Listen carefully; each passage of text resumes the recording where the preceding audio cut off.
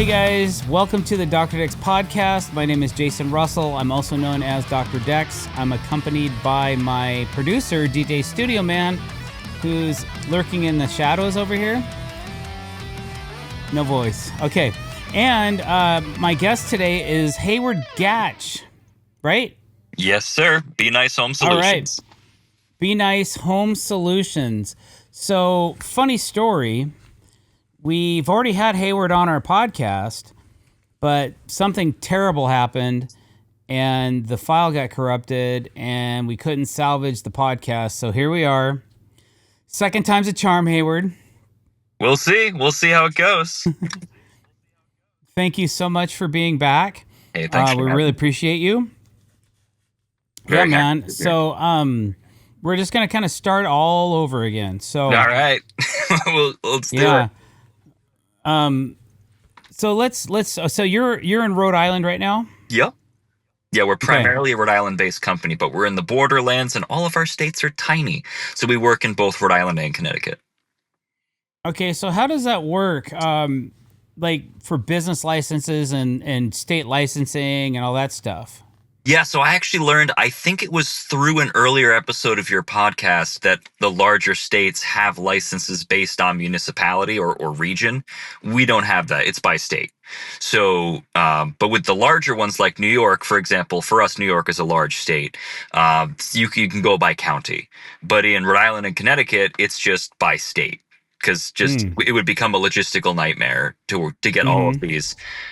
So, you just, you apply, the oversight is comically low, and you can just go call yourself a contractor. And that gives people like us plenty of job security because there's no shortage of how things to fix. convenient is that? Convenient, sure, but boy, does it lend itself to some questionable decisions.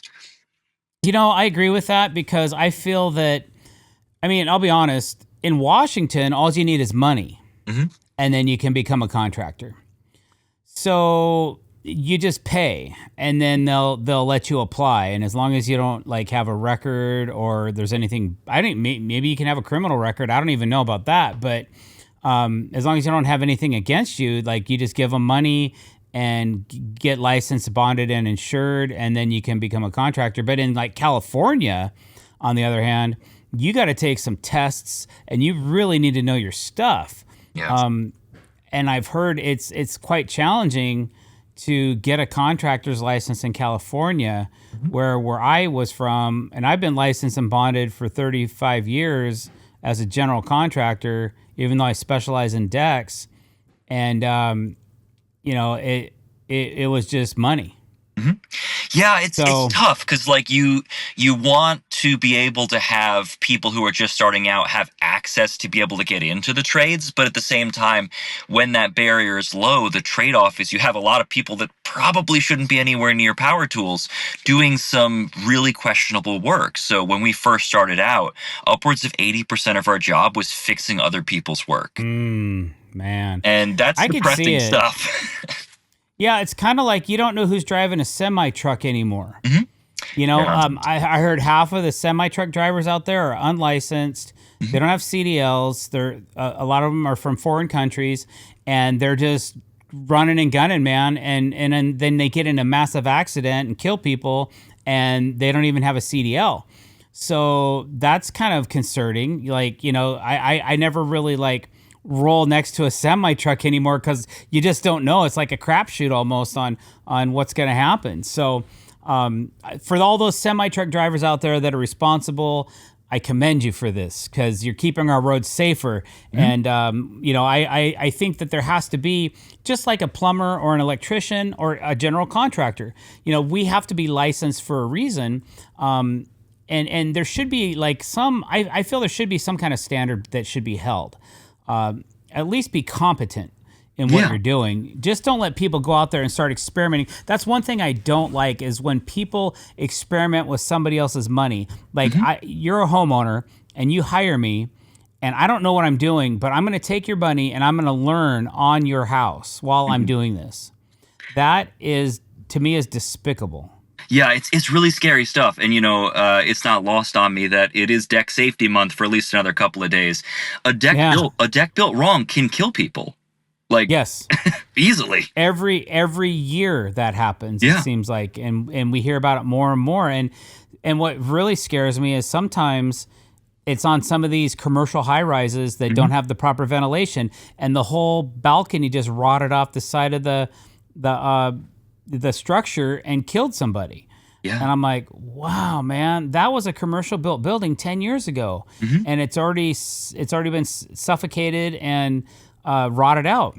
And kind of the same circumstance. I was in Hawaii a couple of years ago. My wife and I spent all this money for this romantic vacation. And part of our thing is when my wife and I go somewhere tropical, we like to sit out on the lanai and play cards and just chat, and listen to music. Well, when we got to our room, the door going out to the lanai was screwed shut because all the lanais had failed, but nobody bothered to tell us that before we came on this expensive vacation that we weren't going to be able to use it. So that was a bummer. Really just bummed about that. But yeah. So anyways, to your point, be educated, be licensed, know what you're doing. So yeah, absolutely. And the deck building community is so collaborative. Like, there's so many people out there that are just itching to tell you how they do the stuff. There's no shortage of educational resources. Use them. Right. There's a lot to borrow from nowadays. Back when I was starting my company, I started Dr. Dex in 1991. I didn't have a lot of resources. I had some books from the library, and there may have been a couple of magazines out there, maybe at Home Depot, or books possibly on how to build a deck, but there wasn't an internet, there wasn't social media. There wasn't any of that stuff. No YouTube, none of that. So I think technology has really gone a long way in getting people to the right place where they can learn and maybe take some inspiration from some people that are doing things in a particular way, or they like the style, or they feel, oh, hey, that's a really great way to do that. I'm going to emulate this or something like that. Yeah, maybe it's also generational, but like as someone who grew up just on the cusp of computers becoming mainstream, I struggle to imagine a world in which someone just starting out can gain that sort of traction without that ability to put oneself in front of thousands of eyeballs if necessary. Like, that's a totally different animal. And you having gone through that time and you having made it is really interesting to me, of that sort of analog approach that's not so much done anymore. I grew up on the cusp of computers becoming mainstream, so it's hard for me to imagine you having gone through that much more analog way of gaining traction, of building yourself in the marketplace. It's really cool to have a connection with folks that went through that different era, because those skills are actually still valuable. And now that the digital world is becoming so predominant, some of those analog skills are actually seeing a bit of a renaissance because they make you different. Yeah, dude, this is the second time I've talked to you, and I just your mind is so impressive. Like, the way you think, I absolutely, it's infectious. So I love your thought process and where you're breaking it down. So I see your point, but that's the thing, is it totally makes sense to me what you're saying. Very interesting to think that I'm an old school guy. So my mind thinks a different way. It's kind of like this. Like, I was talking to a marketing manager the other day, and I was like, you know what? So I'm going to call you now because I'm tired of texting and emailing you, and we can accomplish so much more on one phone call than we can through all these verbal type or visual typings. And guess what? That's what we did. And it's an old school way to think, but man, you can just accomplish so much more with a phone call than you can doing it that way. So that's really interesting, and keep them coming, man, because that's what this podcast is all about, is just learning a lot about you, and I just love the way you think about it. So what happened there before we got a little discombobulated? We were talking about the internet and how how it's changing and how people can catch inspiration from it and all that. But Yeah, so absolutely. how old are you? So I am 33 last time I checked. And I think we touched on this on Okay. our first attempt there. I stopped counting at 22 because I simply Mm-hmm. couldn't be bothered. And that was the same year that a lady mistook me for a 45-year-old, and I was like, nope, not counting anymore. Not happening. Ah, so Yeah. you were born in what? Late 92. What year? Late 1992. 92. Okay. So I think I'll be Late 34 in December. 1992. Okay. All right. Congratulations. So Be Home Nice. No, Be Nice Home Solutions. Yeah.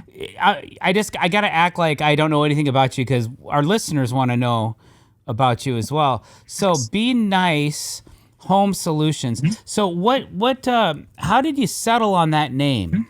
Yeah, so this actually ties in really well to what we had just spoken about on setting yourself apart and how that can be an advantage. So in our area, and presumably most areas, a lot of companies are like This and This Brothers or This and This and Sons, or I was joking with Mike at JLC, This and This and Daughters. Like, there are so many companies that have a similar naming convention. And there's nothing wrong with that, but I was starting out with no startup capital, a fair amount of skills, but like I needed to make a splash in a way that would gain some sort of traction. I needed a gimmick, basically. And I grew up in New England, Mm-hmm. where we are famously frigid people. We're, very sort of Mm-hmm. sarcastic, we can tend to be pretty nasty folks. And my wife, for quite a few years, was trying to convince me to not be that sort of person. Basically, could you be a less cantankerous, miserable person to be around? And I was like, I'm trying. I don't know how. And we eventually landed on, her saying to me, what do I have to do? Tattoo it on your hand? And I said, well, yeah, why not? And she's like, I was joking. I'm like, I'm not. And so we busted open a pen, folded out a safety pin, and I was like, here you go, hon. And she's like, are you serious? I'm like, yeah, no, go for it. And so, to give a little more context, I have lots of stick and poke tattoos. Like I was a nomad for a long time. I lived in a very unconventional way where DIY tattoos were just part of the culture. So she tattooed the words "Be Nice" on my hand, and anyone that will meet me will, if they were to shake my hand, would see it upside down because it's a reminder to me, not to them. So like, on video, of course, you can see that. It's so I can read it from my position. And it's sort of that daily reminder. And amongst a That's few other great. things, that did sort of help. But when it came time to making the company, like I was saying, I'm trying to find a way to sound different. And I'm looking at my hand and I'm like, that could be just dumb enough to work. And so we came up with Be Nice. And I had just come from a company that was home services. I didn't want to, directly rip off a portion of their name. I wanted to be somewhat more original. And so, well, we're not a construction company. We're not a construction company. We're not like a deck builder yet. We are just a whatever we can get kind of company. So we Okay. came up with home solutions as a means of getting strategic ambiguity. We wanted to say, well, how can we represent ourselves without any sort of specialty, because we will take any job we can get. Like, we have given our homeowners instructions on how to parallel park power boats. Like, I've had my guys diving on the bottoms of docks to figure out what was wrong with them. We've been in roofs, and we've done windows, and we've done tiles. We did everything. So we branded ourselves as a home solutions company. There were a few projects early on where we set up a homestead for our clients who wanted to grow their own food.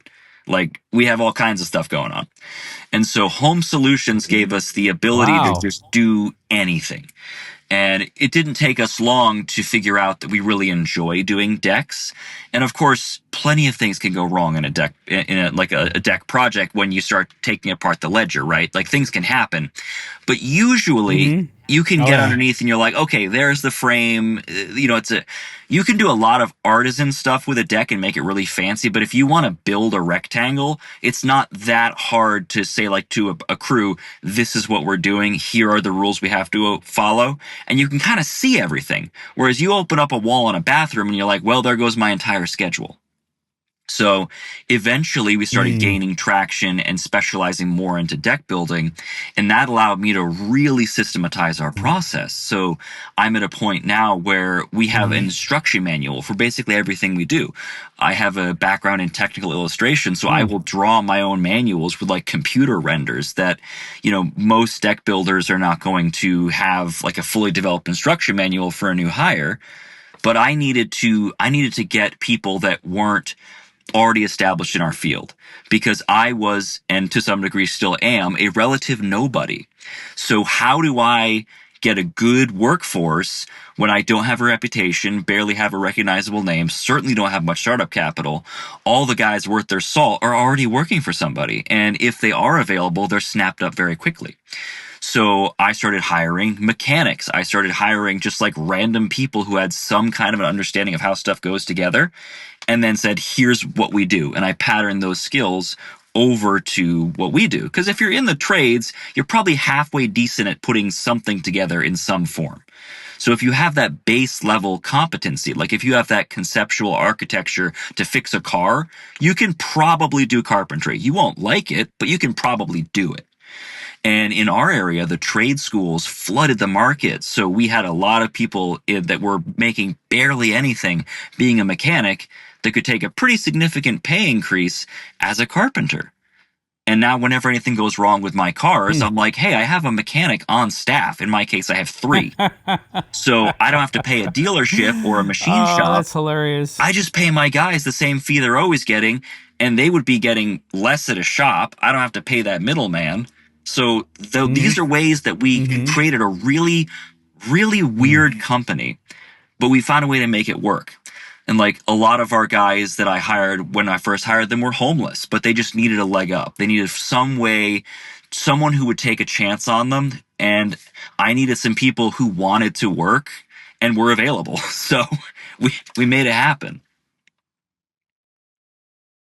Wow, that is so inspiring, man. I mean, I love the way you think to hire mechanics. Like, man, I'm gonna have to steal that and take a note out a page out of your notebook, bro, and consider that in the future, because it totally makes sense. Like I have a mechanical mind, and one day I was like, I want to do the brakes on my car, you know. So I started. I was doing that at a younger age, but now like I do my own brakes on most of my own vehicles because it's pretty, you know, once you learn it once, you kind of apply it in just a little bit different scenario, and it's always seems to be the same.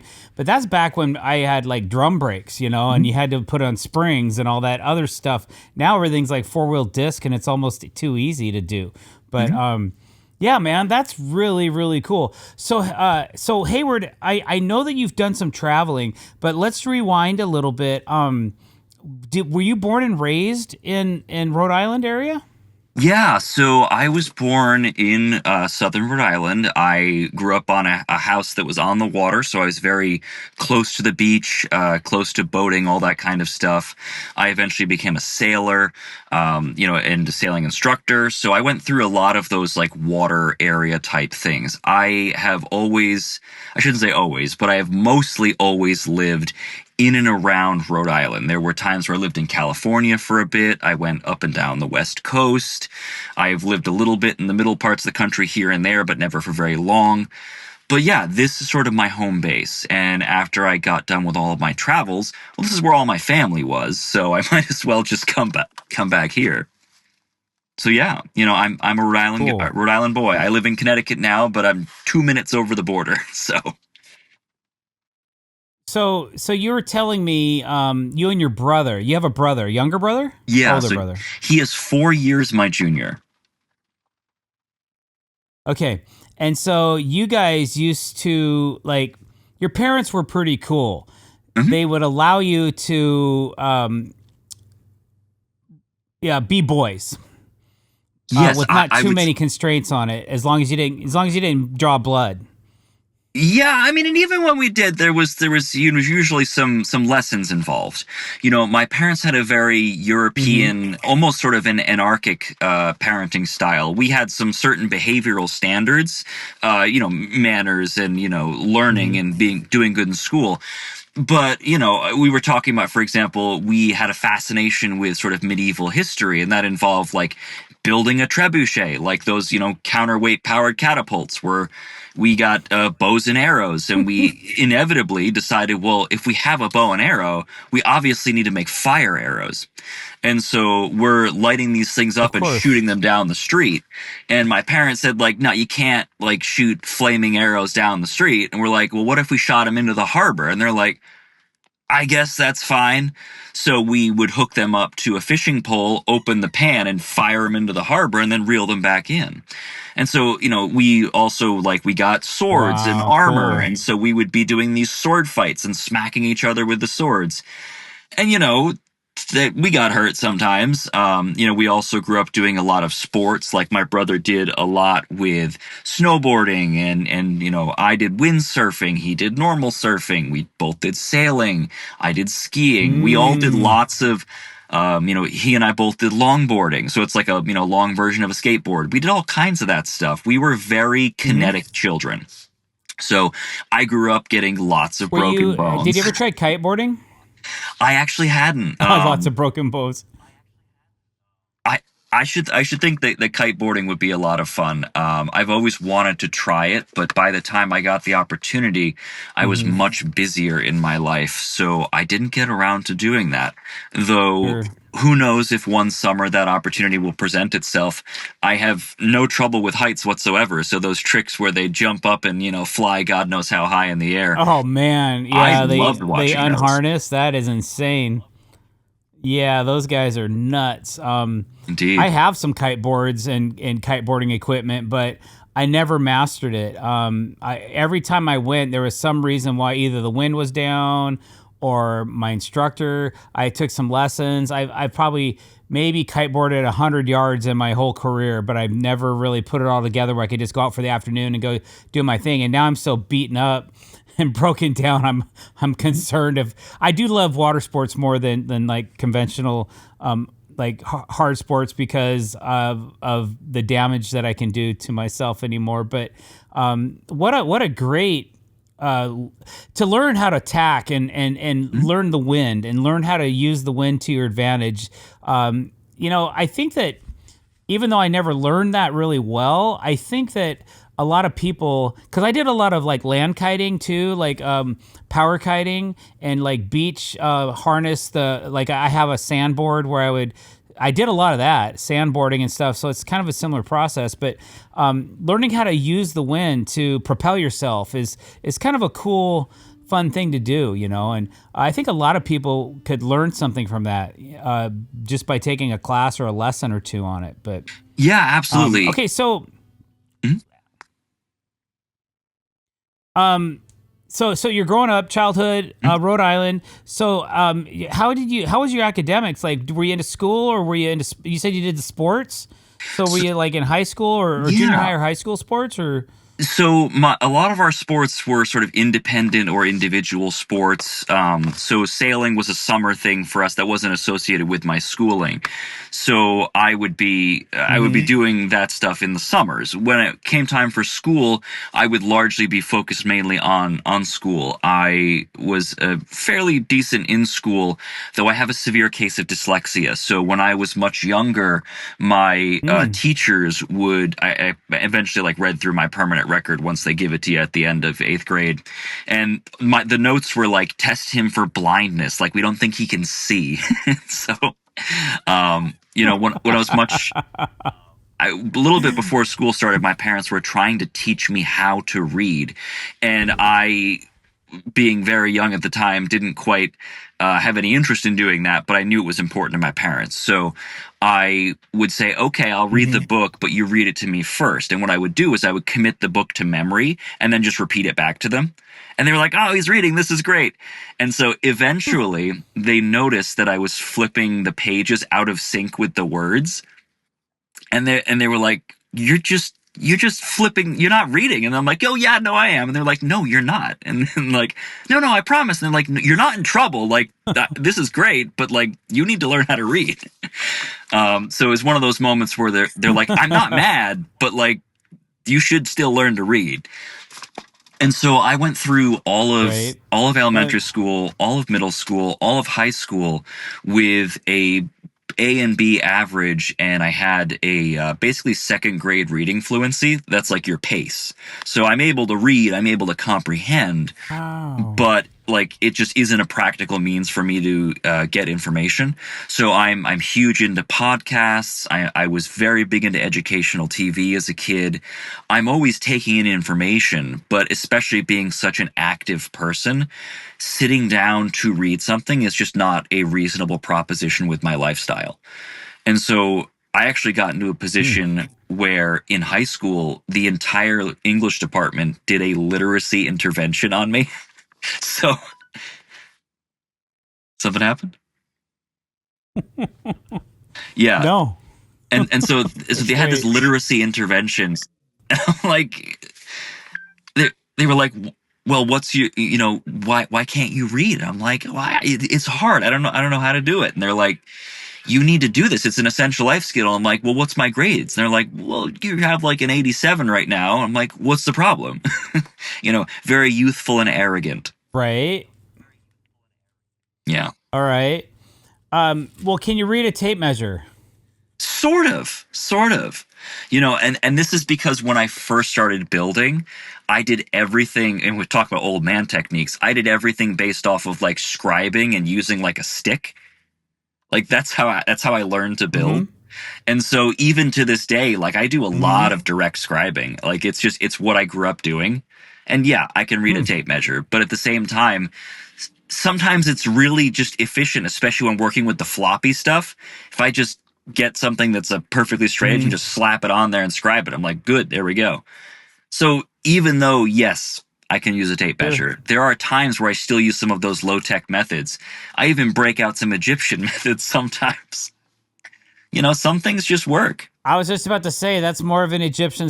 It's more of an Egyptian way to build, and there's nothing wrong with that. Yeah. Period. I mean, if you think about it, the finest German levels made are still have liquid in the Mhm. vials. Like that's how they used to level the pyramids. Was a bowl of water. So Absolutely. there's a lot to be said.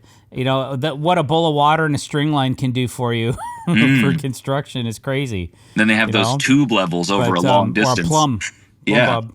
absolutely. Yeah, yeah, go figure, man. It's crazy. So, I mean, lasers are cool, but there's definitely old school ways to do things that'll get you there just the same. Yeah, yeah. There's some really impressive old So, buildings that they made without lasers. no kidding. All right. So you're in high school. Um, what's your path after that? Yeah, so I was in that generation where they said that you have to go to college, otherwise your life will be miserable forever. So I went to college Mm-hmm. and I went for graphic design.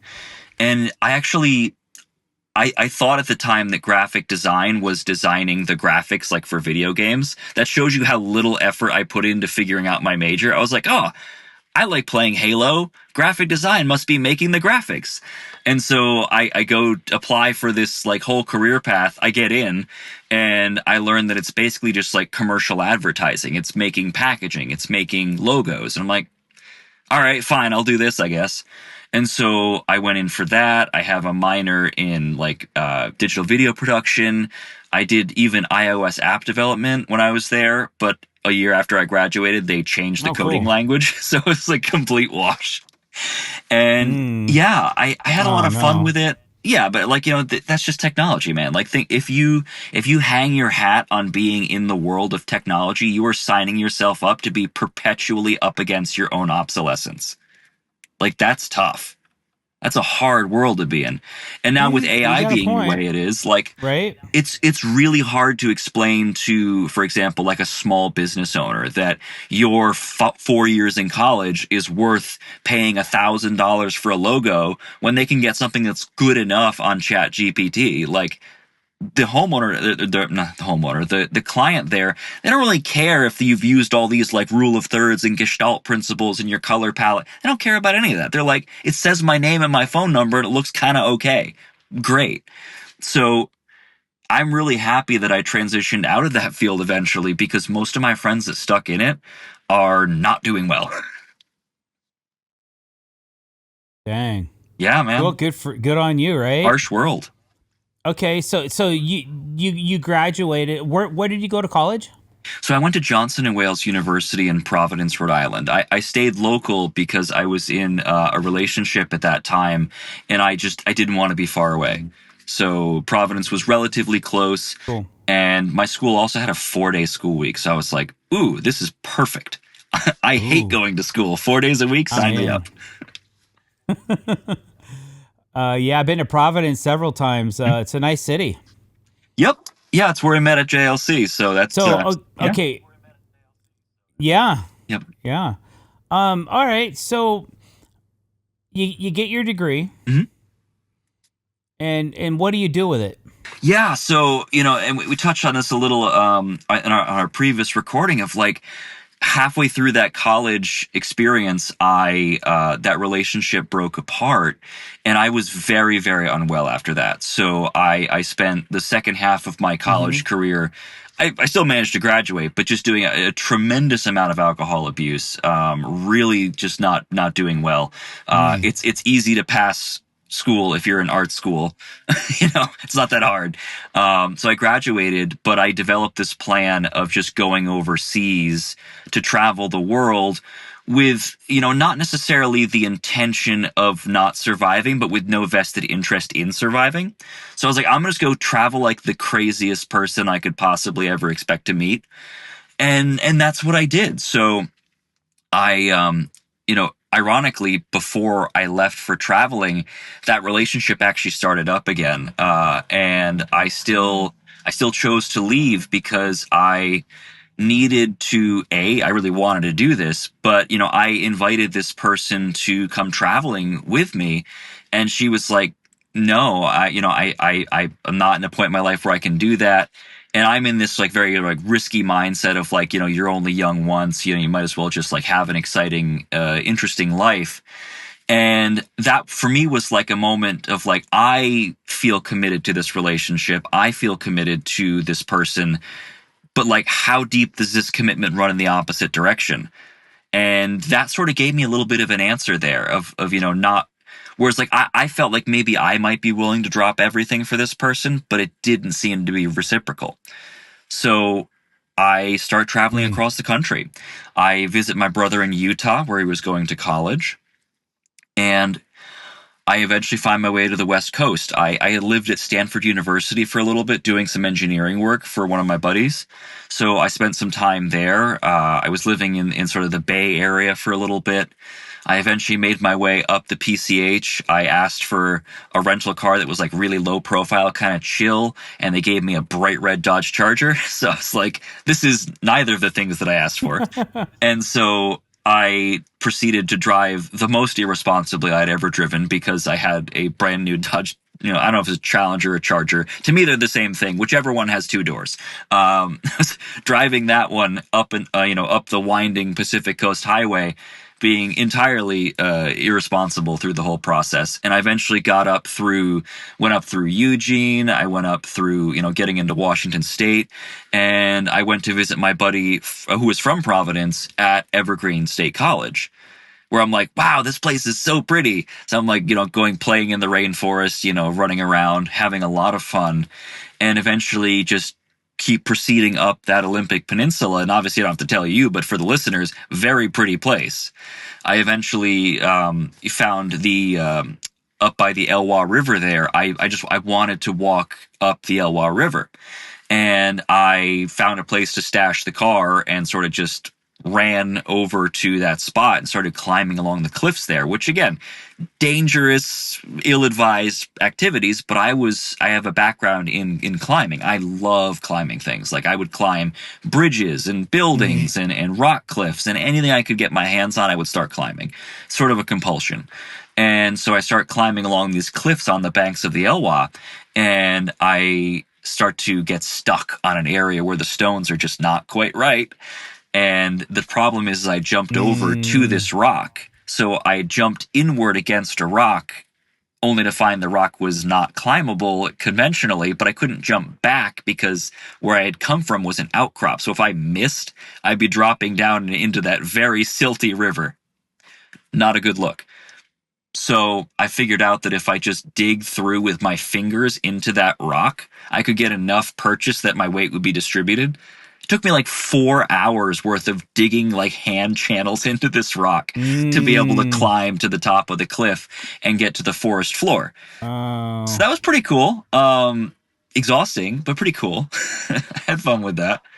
But it's lots of versions of that, just doing these like crazy dangerous things, going to very very ill-advised destinations, places of conflict, places of natural danger, man-made danger. It was a pretty wild time. cool. So when did you head overseas? And you had a timeline, right? Yeah. So I left Of in when you had to be back? yeah, I left in January and I had to be back just before June. So I flew out of San Jose over to Tokyo, because that's, just you eventually hit the Pacific and you're like, well, I'm gonna go to Japan, I guess. And I got to Tokyo and spent some time in like hanging around the music scene there, because while I'm not super musically oriented, I was like, who are the people that I can get a hold of that would give me a really unusual experience of Japan? So I just was hitting up a bunch of like rock bands on Instagram to just like see who I could hang out with and who would let me go to their shows. So I start going to like the rough Mm-hmm. parts of Tokyo and going to these like weird little nightclubs tucked away here and there. And I'm meeting lots of like very unusual people, but they're fun, interesting folks. And eventually I get to the top of Tokyo Tower, which is like their Eiffel Tower knockoff kind of deal. And I just can't see the edge of the city, like panoramic city forever. And I'm like, all right, guys, I gotta go. I don't see any trees. I gotta leave. So I did the next most reasonable thing, of course, which was to visit the Fukushima exclusion zone. I was like, yeah, let's go there. Of course. The next most reasonable thing. So I take the Shinkansen, their bullet trains, up to, I think it was Koriyama is the name of like one of the nearest inhabited cities there, and then I just start walking east and just keep going. I eventually find a little barn to sleep in. To this day, my personal Instagram picture is like me covered in hay in that barn, because I thought it was just a funny photo. And I eventually make my way into the exclusion zone, and I'm seeing like all the spirals on the sidewalk from where they were scrubbing all the fallout off. I see piles of what I assume or Oh. what I assume or hope are very thick garbage bags, but maybe they're just contractor bags, who knows. But like 5 or 6 layers tall and several 100 feet long, these sort of large pyramidal structures of just all the soil they were scraping off, just bagging it up and leaving it there. I'm like, that seems not the best method of containment, but what do I know? They have these little monitors around every once in a while that give you a rating of the radiation in the area. And it was like some number and then some weird Greek letter, and I was like, I don't know what those numbers mean. I'm going to keep walking. So I eventually just like, I'm going through these like abandoned areas. No one's around. And I eventually get spotted by some people. And so these guys in these white suits are running up to me, screaming at me in Japanese. And because it's January, I'm all bundled up. So they can't really see much about me. And I pull down, I pull down the thing and I'm like, dude, I'll speak Mm-hmm. Japanese. And they're like, English? And I'm like, yeah. And they're like, what are you doing? And naturally, I'm trying to play dumb with them. I'm trying to play dumb to the maximum extent possible. So I'm like, yeah, I'm just, I got tired of the Mm-hmm. city, so I wanted to go walk in the woods a little bit. And they're like, do you know where you are? And I'm like, the woods? And they're like, you're in a nuclear exclusion zone. You cannot be here. And I'm like, oh, really? And they're like, yeah, really. And so they called the police. I got detained for a little bit. And eventually they took me out of the area, and the 2 officers that had me in their custody dropped me off in the nearest inhabited town and bought me pastries. So that was a pretty, pretty Nice. okay experience. I didn't get in trouble in any meaningful way. And then, yeah, it was just like moving. Wow. Yeah, it was just moving through Japan, like getting to know people. I did couch surfing because A, I didn't have any money, and B, I wanted to like meet locals. I can go to a hotel anywhere, man. I can go to some place where everybody speaks English because they're in the hospitality field, and I can stare at some drywall or stare out a window, but that doesn't give me any idea of people. Like I went around to meet people, to have experiences, and to me going to a hotel is a net loss. Like I would rather sleep on the sidewalk than sleep in a hotel, and that's an annoying habit I have to this day. I am very okay with just like being amongst the people or just being somewhere strange. And so I got through all of Japan like that, just So meeting people. how did you fund your trip? So I say, Because you had to be back to this. Explain to me again yeah. why you're on a time frame Yeah, so to be back to the States. I had some classes, and despite the fact that I wasn't like strongly emotionally invested in, coming back, I at least had to like make the motions of coming back for these classes because I'm still a pretty young person at this point. So I have to like at least go through the motions of trying to please my parents. And so I'm, moving across the world basically, and I have a little bit of money allotted for flights and a little bit of money allotted for food, but really just not much. So I'm doing a lot of work exchanges. I'm doing a lot of couch surfing where people, what they have in it is they want to meet travelers and they're happy to give you some food because they want to swap stories. It's like it's a social thing. So you can, Oh, okay. yeah. So like you put up Okay, your cool. house for people to stay for free, and the trade there is that you have this cool social interaction, and for them it's worth it because they put their house up. So for them, I guess that's what they Hmm. like. And so this is a worldwide network. It's equivalent in functionality to like a Facebook. It's a place where you can post your location, you can post your house, you can apply. It's not like you can just show up at someone's house unannounced. You apply, they can Right. consent or decline. If they consent, then you get the address and you make it all work. It's a really cool system for travelers that are looking to have a much more real cultural experience than sort of the curated tourist version. Because I really was not interested in the tourist version. If I haven't made that clear already, I was not going for the tourist travel experience. And so like I couldn't get into, Crazy. yeah, I couldn't get into China, or I couldn't get into Russia either because the visa process was too much and I can't read. So I was like, that's too much paperwork. So I went to South Korea next and did the same thing of just traveling in these like really weird ways and doing labor exchanges. Like I was giving marketing consultant to a small sneaker company based in Busan, and they gave me a vacation around the southern islands of South Korea. So like these things can just sort of happen Oh, sometimes. wow. Yeah, and I was like, I don't know, man. I just said some pretty normal stuff that to me seems pretty intuitive, but these folks were like that interested in what I had to say that they took me on this vacation around the around the Southern Islands. It's like this is pretty cool. Oh, I how cool is that? Yeah, and Yeah. to this day I'm not sure precisely where it is, but one of the spots we visited was like a famous battleground where the Koreans like repelled a Japanese invasion. Anyone that knows Korean history probably knows what I'm talking about, but I was only kind of half paying attention and was very intoxicated. So there's only so much I can remember about about the thing. But I remember the broad strokes. So, how close to the actual meltdown how close did you get to it, So you think? I got a few miles into the exclusion zone, so I was not in the Uh-huh. Sendai. Sendai is the name of the city where the thing happened. So I was in Fukushima Prefecture, which for us is like a state, and I was at the edge of that exclusion zone, and basically going through like the small towns at the edge of it. So I didn't get too close to the plant or anything because I had been apprehended before that. I had every intention of just going through to the maximum extent of my ability. And, depending on where our stories take us, like that's something I made a habit of just going to those places to see what happens. And, yeah, it's a little harder But than you you didn't might like have expect. any kind of a radon detector or anything, any kind of No.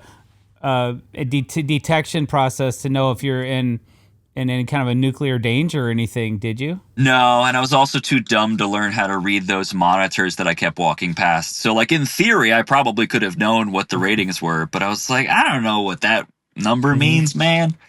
Because, with radiation, there's like Let me ask millisieverts you and something. rads, and yeah.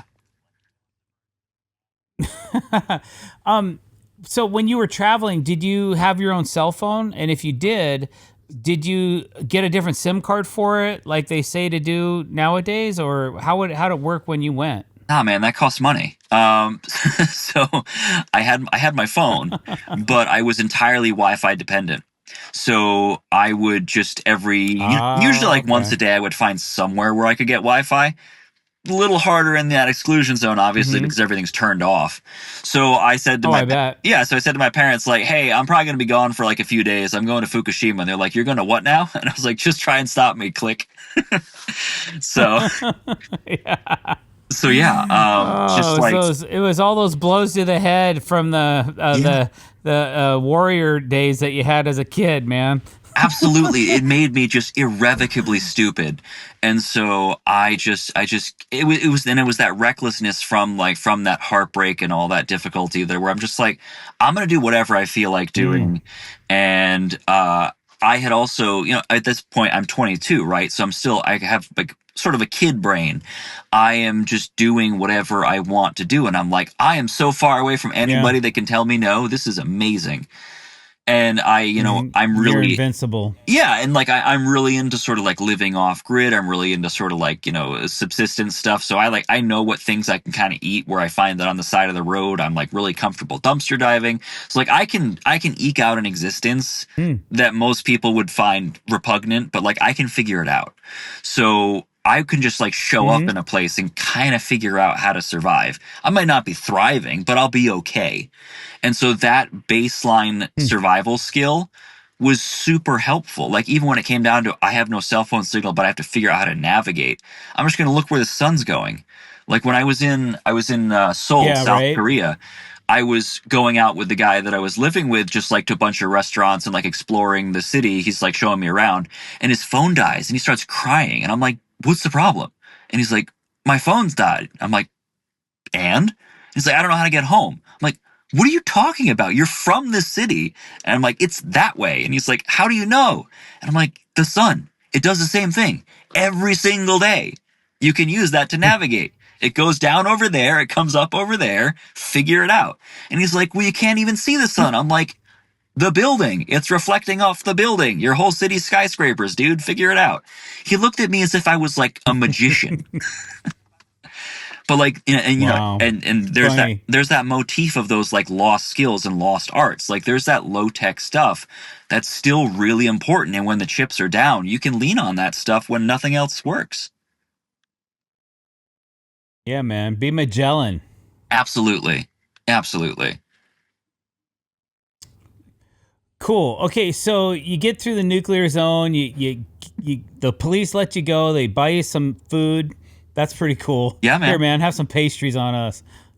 Sorry to hold you back. And then you said you end up going to South Korea after that. Yeah, so I spent some time in Korea. The person that I was dating before that was originally from South Korea, so I was like, "Hey, I'm gonna like take pictures of your hometown for you," blah blah blah, because like we're still talking at this point. So it was kind of an opportunity for me to see a place, like tell some stories, share some stories. It was also on the way, so that helped. Korea and Japan are right next to each other, and I'm heading east, so I'm Mm-hmm. moving through there. And yeah, I had a great time. I met a lot of fun people, and eventually you run out of Korea because you hit Seoul and you're like, well, I'm not supposed to go north of that 38 line up there, so I guess I have to go to the next country. They don't look too kindly on you moving up to the north there. So I hopped on a plane and went to Ukraine because couldn't get into China, couldn't get into Russia. You eventually end up beyond Russia and you get into the edge of Europe. So Ukraine is where I ended up going. So I fly into Moscow on Aeroflot. That's their state airline. And that was sort of my layover. And I went from Moscow to Kyiv. And because I had, sort of spotty internet access, my parents have still handled some of the booking for the flights because like they have access to my account, they can figure it out. And so my mother feeling, bless her heart, feeling very much like she'd done the right thing. She's like, "Oh, I booked you a flight on Russian Airlines because they wouldn't shoot down one of their own." And this is like 2 months after the Malaysian Airlines flight got shot down. And so she's thinking she did it right. And I'm like, "You are flying me into Ukraine on Russian Airlines. What are you doing?" And so I get on the plane, and it's the worst plane I've ever been on in my life. Like, I was looking out the window and seeing how many missing screws were in the wing. It's taking off, and it's rattling and bouncing. And on the way, I'm flying at sunset. So eventually the sun goes down and we're flying over sort of like, the southern Russian and, Belarus, not a whole lot of lights. And then I see this like giant orange, what looks like a giant orange Quonset hut in the middle of just nothing around it. And I'm like, ooh, that's Chernobyl. Soon, very soon. And so I'm flying over, we get into Kyiv, and I land at Borispil Airport, and I couldn't tell if the tires were flat or the runway was full of potholes, probably both, but it was a hard landing. Like, I've done a lot of flying over the years. That was a pretty difficult landing. It was one of those ones where you kind of hit and you're like, ooh, my spine. And I get out of the plane, and the first thing I'm doing, because now that I had made this complaint to my parents, they were all balls of anxiety, being like, "Oh no, it's gonna get shot down." So I was like, I gotta find Wi-Fi. I gotta tell them like, "Hey, I'm alive-ish." And so I'm looking for Wi-Fi, and I eventually go through some doors that lock behind me. I'm like, all right, well, this sucks. I'm gonna keep walking, and I end up in a back parking lot, and I'm like, well, I guess I've illegally immigrated into Ukraine. Cool. And so I start wandering around Kyiv. I find a place to stay. I start meeting a lot of really cool locals. I got a tattoo and just like spent a lot of time really closely. Cool. Yeah. Yeah. And I was a little surprised with that tattoo because I wanted to get a tattoo of the world on my thigh and then would just make a new stippling mark whenever I would get to a new place. And so I found this tattoo. Cool. Yeah, my youth brain thought it was cool. And so I I go into Instagram looking for tattoo artists, right? And I find one on Instagram and I'm like, "Hey, complete stranger, will you tattoo this on my leg?" And he's like, "Yeah, sure, no problem." And I get there and it's in like the basement of a building. And so I'm like, first of all, that's a little weird to have it in like a basement, but okay, whatever. It's I asked for a thing and here it is. And about halfway through the tattoo, I'm looking around at like all the art that they have on the walls, and I'm like, boy, that's a lot of swastikas on the walls. Uh-oh. And I'm like, all right, I'm going to just be real polite, get this tattoo, and leave, because I don't know who these people are, but that's a lot of swastikas. So, Wow. I got the tattoo, and I made my first marks on it, probably too early for the aftercare, but, I'm an idiot, so here I am. It hasn't fallen off, so clearly it's still working. And actually, one of the ways that I paid for housing when I was there was I did a tattoo on this person's wrist, and I got 2 weeks of free housing. So I was like, sweet. So, this Cool. lady, she also was the one who helped me figure out how to get to Chernobyl. So she took me to a car rental place, and this was right after their currency hyperinflated. So like there were coins all over the street because they were worthless, like a real Weimar Republic kind of moment. And I get to the car dealership and I'm like, "Hey man, I don't have a Ukrainian driver's license." And he goes, "You have dollar?" I'm like, "Yeah, I got dollar." And he's like, "No problem." So I hand him a $100 bill and he hands me the keys. Like, good to go. So I start driving up there and I get to the sort of outer areas that are still inhabited, and I'm seeing some like real rough looking people, because if you're outside the exclusion zone, you can still live there, but like that's the cheap land, right? So you're getting sick, you're still living there, but these are some rugged looking people. And I found a place I could park, and I hopped the fence and started wandering around a little bit. And eventually she was saying to me, "Hey, it's getting dark and we don't want to be here overnight." I'm like, "What do you mean?" She's like, first of all, you left a car here. It will not be there tomorrow. Second of all, this is dangerous. You do not want to be here overnight. I'm like, fine, fine. And so we drove back somewhat in defeat. But that was my attempted foray into Chernobyl. I didn't make it all the way to Pripyat. But it's still there. Who knows? Who knows what the future holds? And I just kept moving on. Eventually I make it down to Odessa. I lived in sort of an abandoned building there with some squatters. They were super nice people. Just a boatload of fun. I wasn't expecting them to be so hospitable because of how that building looked, but they were super chill.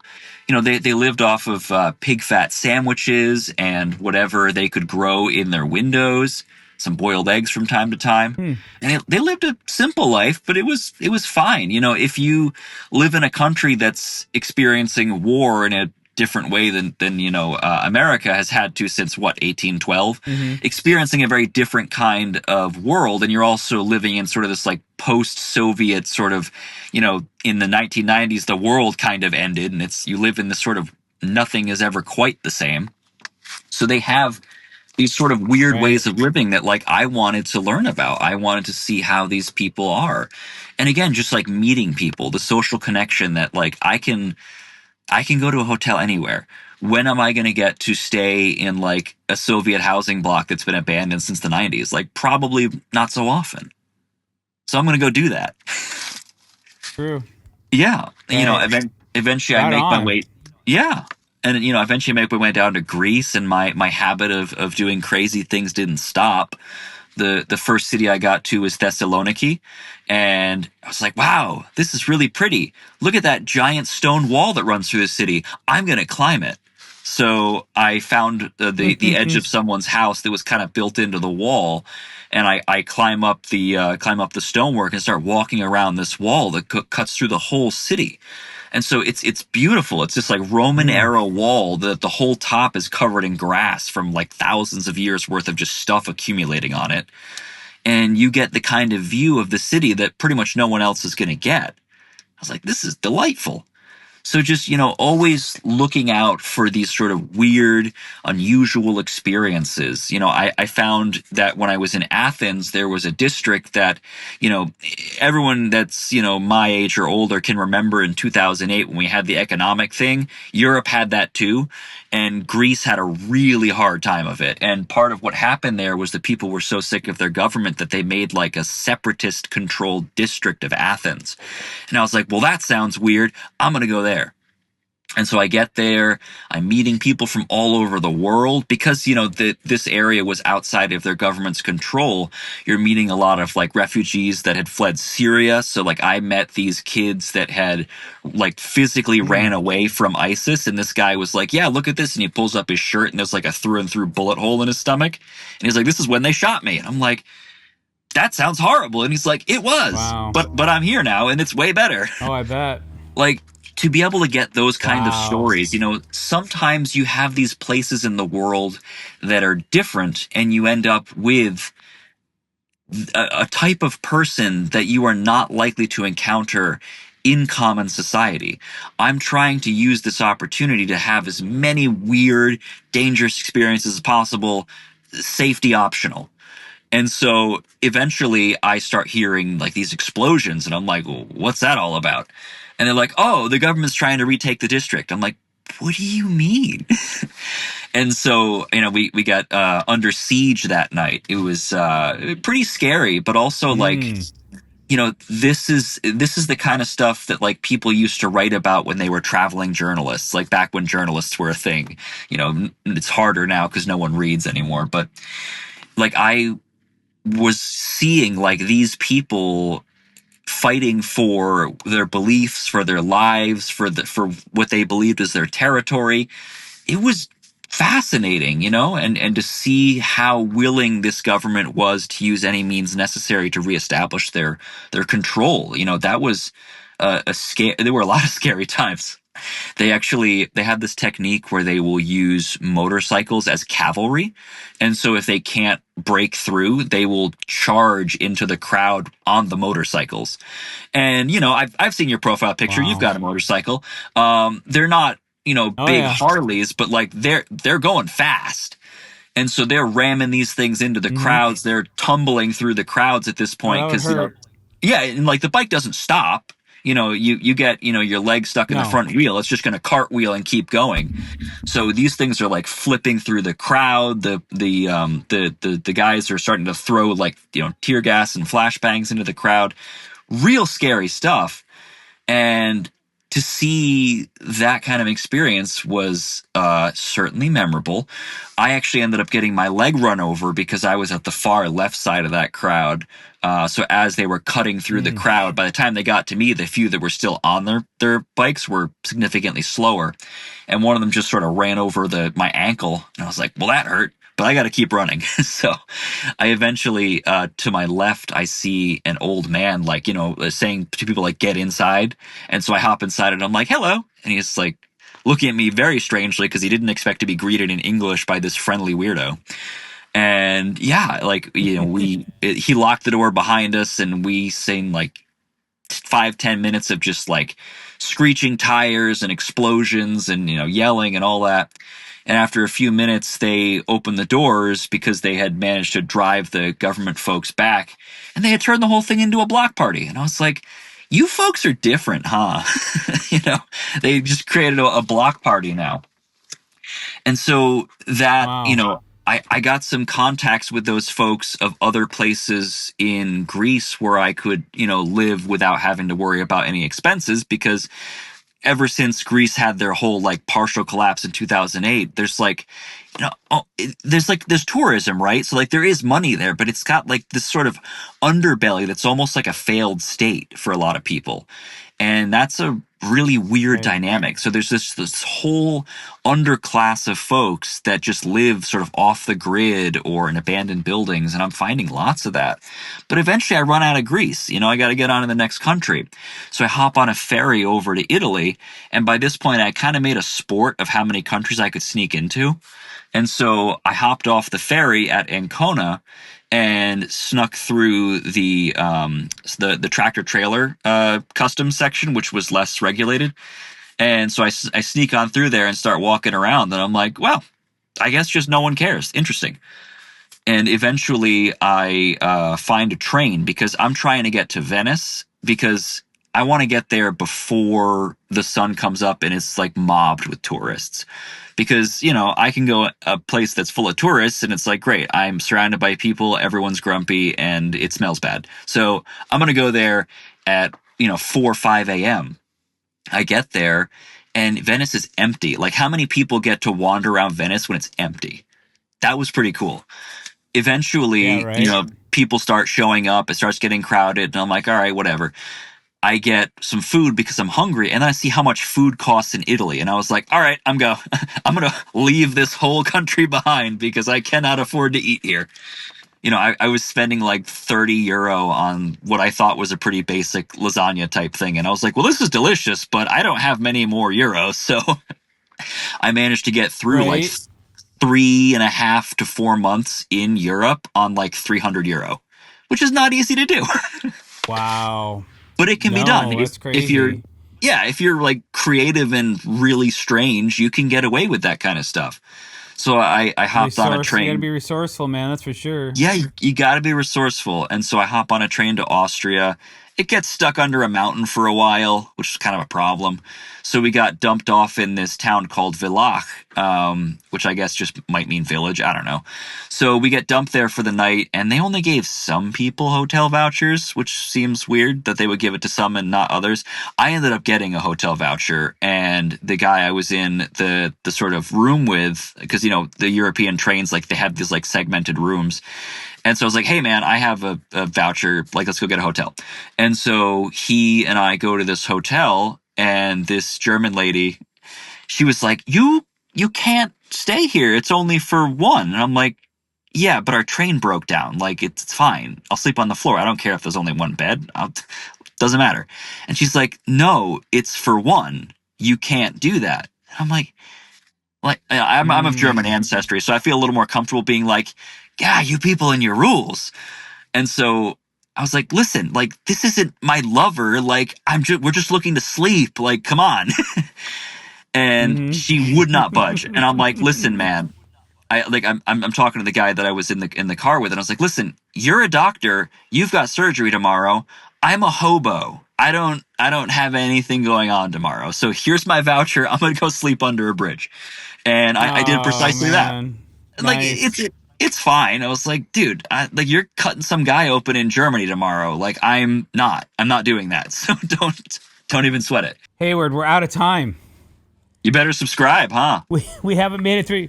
Yeah, you're going to have to subscribe to the Patreon if you want to hear the end of this story, because that's where we're going next. But Hayward Gatch, thank you so much for being on the Dr. X podcast. Just as entertaining as the first time, probably even better. So I'm glad that we were able to get it again, because it's such an exciting journey. And we're going to finish it up in the Patreon, but you got to go to the link down below and join on. All right, Hayward, thank you so much. If anybody wants to get a hold of you, what's the best way to do so? Yeah, so Instagram is probably the easiest way to get a hold of me. So if you just look up Be Nice Home Solutions, it's, B_nice_home_solutions. All right, there we go, guys. Thank you for listening. Thank you for watching. If you're on YouTube right now, don't forget to hit the subscribe button. Hayward, thanks so much. And we're going to head over to Patreon and we'll finish up over there. All right, guys. Let's do it. Over and out.